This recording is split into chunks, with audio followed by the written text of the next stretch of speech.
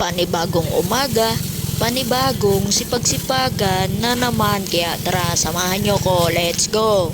Bali dito nga tayo magsimula, hugasan muna natin yung ating mga motor bago tayo babakbak sa kalsada at nang magmuka namang malinis. Kaso lang si Paps parang walang balak iwan yung sprayer.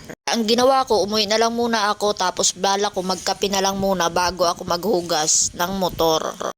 Kaya lang, sakto, pagdating ko sa bahay, nandito nga ang aking kaibigan na mahilig mag-change oil, kaya naman sabi ko, i-change oil niya na lang yung motor ko bago kami magbiyahe. At wala naman siyang inaksayang panahon at oras, kaya dalit-dalit niya na agad din rin ang langis sa may makina. Yung langis na ilalagay dito is yung mga tira-tira ng mga nakaraang change oil pa nila. Kaso nga lang parang kulang ito ng 200 ml kasi nasa 600 ml lang ito. So ang gagawin ko na lang, bibili na lang ako ng langis mamaya. Tapos babantuan ko na lang siya.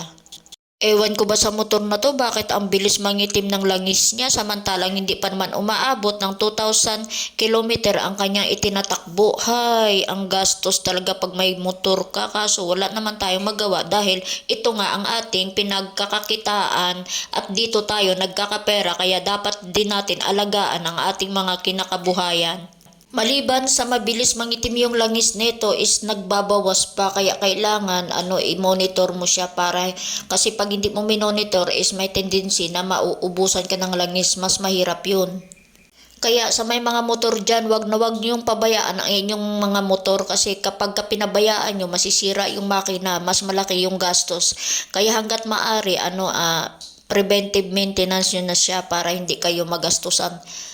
At ang pinaka-the best pa dyan ay mayroon siya sanang sariling mekaniko para at least alam ng mekaniko kung ano yung mga napalitan na at dapat palitan kapag ka nasira. Once kasi paiba-iba yung mekaniko ng motor nyo is parang doble gastos ba kasi hindi alam kung ano yung mga ginagawa sa motor, ganyan, tas sira dito, sira doon. So unlike na isa lang yung humahawak ng motor nyo na mekaniko, alam na kung ano yung sira. Kapag ka sinabi nyo sa kanya, alam na niya. Tulad ng kay Shadow, may sarili siyang mekaniko, pero kapag kapag ka naabutan ako sa malalayong lugar na walang choice, doon tulad ng pagpapalit ng gulong, pag-change oil, alam naman na kasi ng iba.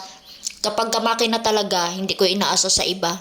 Yun, at pagkatapos nga namin mag-change oil, nagbiyahe na rin kami at ito, may booking na nga tayo dito sa loob ng festival. Paano ba yan mga master? Parang mahaba na naman itong video ko. Hanggang dito na lang muna. Maraming salamat sa panonood at sa inyong walang sawang suporta. I love you all. Mwah.